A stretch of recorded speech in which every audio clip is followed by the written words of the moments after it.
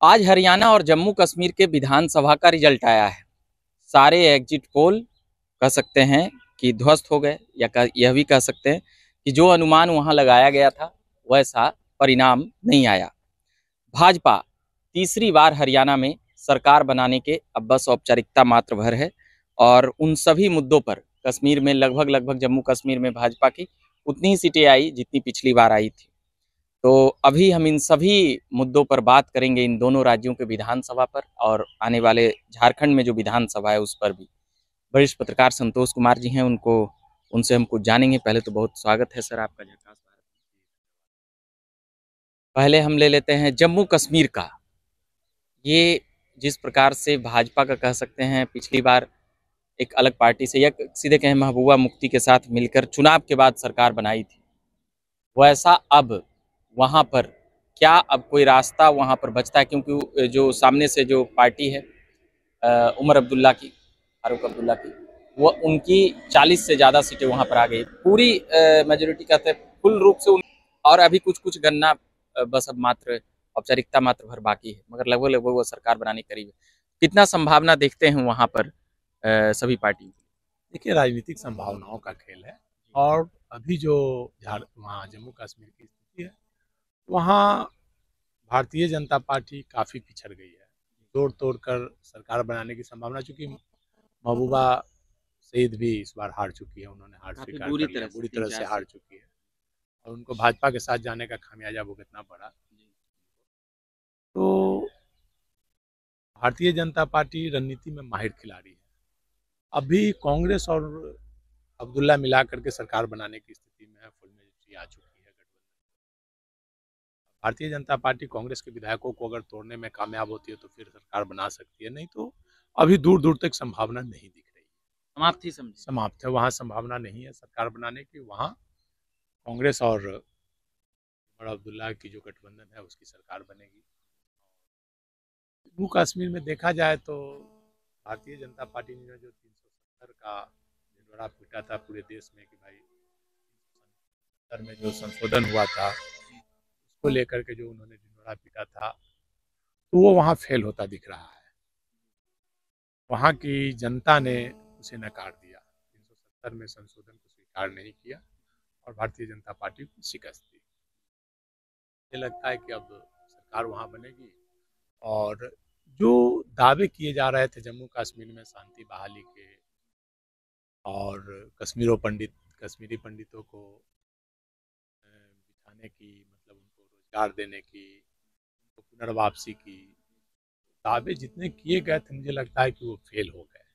यही वजह है कि भारतीय जनता पार्टी को जम्मू कश्मीर में हार का सामना करना पड़ा। वहाँ एक जीत यह देखी गई है कि वहाँ पर इस बार लोग बढ़ चढ़कर वोट दे रहे थे, पहले बार से ज़्यादा आपकी उत्सुकता दिखाए हैं, और वोट का बहिष्कार उतना होता हुआ नजर नहीं आया। इसको कैसे देखते हैं? देखिए, वहाँ पर लोग, वहाँ के जो लोग हैं, आज़ादी के समय से ही, पहले से ही जो 370 में कश्मीर को जो विशेष राज्य का दर्जा मिला हुआ है, विशेष जो वहाँ दर्जा मिला हुआ है कि वहाँ बाहरी लोग नहीं बस सकते हैं, जमीन कोई नहीं खरीद सकते हैं बाहरी। तो लोग वो अपनी पुरानी स्थिति चाहते हैं, और 370 जब हटा तो लोगों ने खूब बढ़ चढ़ के हिस्सा लिया और सरकार की इस नीति का लोगों ने विरोध किया, वहाँ खुलकर विरोध किया और वोट मतदान किया। और लोग जो बहिष्कार करते थे इस बार खुलकर सामने आए, और पूरे परिवार के साथ जो बाहर रहते थे उन्होंने, वो भी आकर के उन्होंने भी वोट किया, और इसका परिणाम सामने है जम्मू कश्मीर में। एक बातें जो आपने कही वो कही कि वो तो सही कही कि 370 और कश्मीरी पंडित वाला जो मुद्दा भाजपा बोलती थी, उसमें इसको वहां पर उतना फायदा नहीं हुआ जितना आकलन या मूल्यांकन ये लोग लगाए। निश्चित तौर पर देखिए, जम्मू कश्मीर का एक भाग जो है वहाँ भारतीय जनता पार्टी की पैठ है, वहाँ उन्हें सफलता मिली, और जो घाटी है, घाटी में उतनी सफलता नहीं मिल पाई। घाटी में चूंकि मेन घाटी ही है जहाँ की भारतीय जनता पार्टी पैठ नहीं बना पा रही है, और इस बार वहाँ थोड़ी बहुत पैठ बनी है, लेकिन कांग्रेस और अब्दुल्ला का जो गठबंधन था वो भारी पड़ा वहाँ पे, और उन्हें सफलता मिल गई। वहाँ की जनता ने जो कश्मीर में 370 का मामला था उसका विरोध किया था कि हमारी पुरानी स्थिति, उन्हें लगा कि उनका अधिकार छीना जा रहा है, और देश भर में यहाँ ढिंढोरा पीटे गए, बाहर देश भर में लोगों को खुशी हुई जम्मू कश्मीर से बाहर सब लोग खुश थे। एक चाय वाला से भी पूछिए, एक ठेला वाला से भी पूछिए, वो भी बोल रहा था कि नहीं 370 हटा दिया है। उसको कुछ मतलब नहीं है वहाँ क्या है, वहाँ ना वो जमीन लेने जा रहा है ना दुकान लेने जा रहा है, लेकिन वो भी खुश है। ये स्थानीय लोगों लेकिन को पता था वहाँ कि क्या स्थानीय लोग उसका विरोध कर रहे थे और उन्होंने उस विरोध का साथ वोट के रूप में किया और वहाँ भाजपा की हार हुई। अभी अब आते हैं हरियाणा वाले बात पर सर। हरियाणा में एग्जिट पोल ने, और ये अनुमान कई लोग लगा रहे थे कि 10 साल सरकार चल गई, वहाँ के जो पहले के मुख्यमंत्री थे उनको केंद्र में बुला ली, भाजपा अब वहाँ वापसी नहीं करने वाली है। फिर वहाँ पर सैनी जो वहाँ पर थे मुख्यमंत्री, और ऐसे तो वहाँ मुख्यमंत्री के लिए वो भाजपा का टेंशन है। अनिल विज जो काफ़ी मोस्ट सीनियर नेता है, 90 के दौर से ही विधायक बनते आ रहे हैं, तो इसका अनुमान कई लोगों को जो हरियाणा के बाहर थे उनको नहीं था। और कांग्रेस जिस प्रकार से पूरा एकदम ओवर कॉन्फिडेंस में कह सकते हैं कि थी, इन सभी चीज़ों को कैसे देखते हैं? हरियाणा में भाजपा की जीत की, कांग्रेस चूक गई, तीसरी बार सरकार बन गई, ये देखिए हरियाणा ही नहीं, पूरे देश के लोग ही नहीं, हरियाणा के लोगों को भी भरोसा था कि वहाँ भाजपा नहीं आ रही। मतलब वहाँ ओवर कॉन्फिडेंस, मतलब भारतीय जनता पार्टी के लोग भी हार मान चुके थे, वहीं कांग्रेस ओवर कॉन्फिडेंस में थी, भाई हम तो जीत रहे हैं, क्लीन स्वीप एकदम है। तब स्थिति ये थी कि लग रहा था कि भारतीय जनता पार्टी 2 अंक में भी आएगी कि नहीं।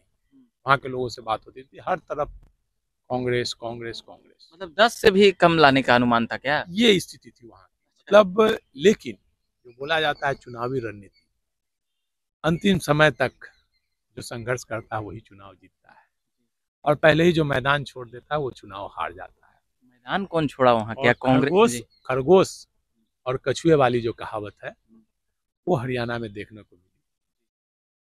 कांग्रेस पार्टी ओवर कॉन्फिडेंस में चली गई, तब तो चुनाव जीत ही रही है। वहां पर मुख्यमंत्री पहले बनने के लिए पहले ही मतलब कांग्रेसी नेताओं में होड़ होने लगी, अपने कैंडिडेट को टिकट दिलवाने के लिए मारामारी, दूसरे कैंडिडेट को हराने का प्रयास, ये रणनीति हुई।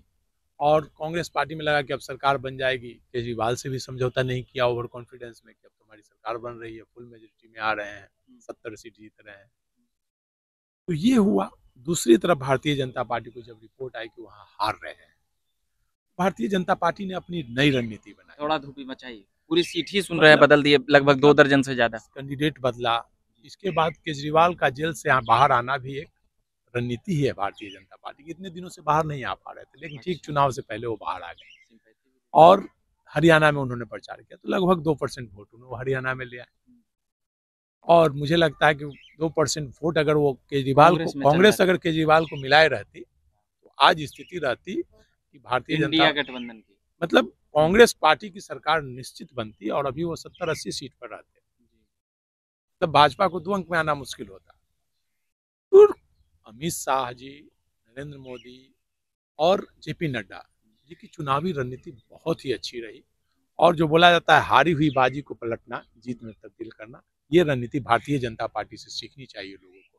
किस प्रकार से उन्होंने जीती हुई बाजी को, कांग्रेस की जीती हुई बाजी को पलट दी और अपनी हारी हुई बाजी को जीत में पलट दी और जीत गए और सरकार अब बना रही है।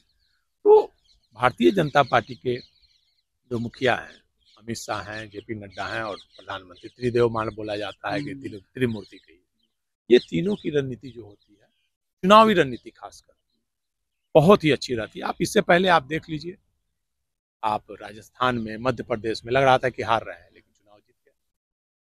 मतलब उनकी रणनीति बहुत ही अच्छी होती है और उस कांग्रेस पार्टी को भारतीय जनता पार्टी की रणनीति से सीखनी होगी, अहंकार त्यागना पड़ेगा।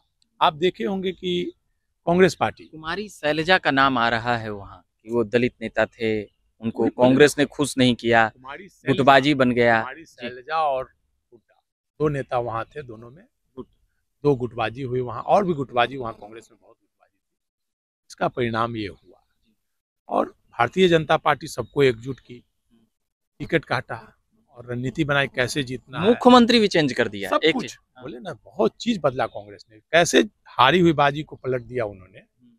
ये भारतीय जनता पार्टी की चुनावी रणनीति की सफलता है।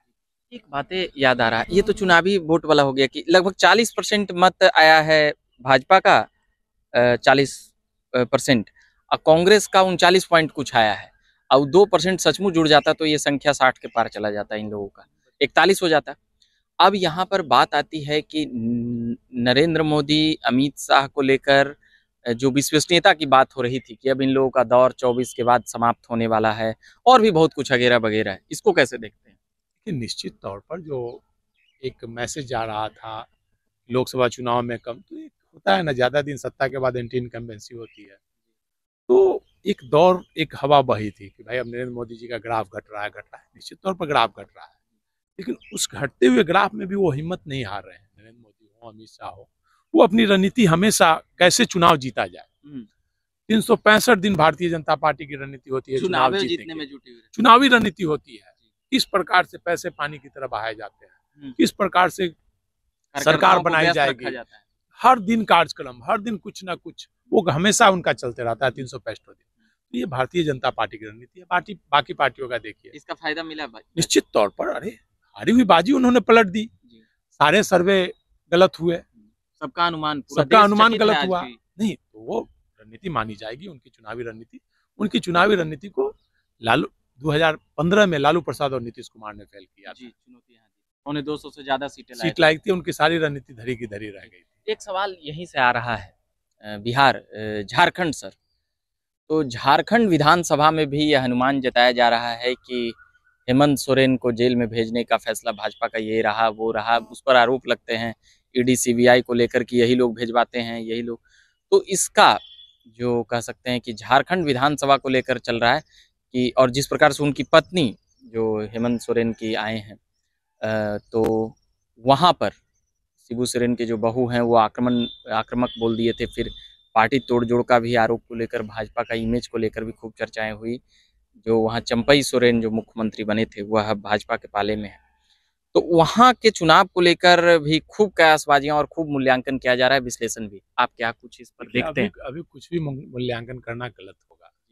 तो सारा कुछ जो भी समीकरण होता है जोड़ घटाव का होता है।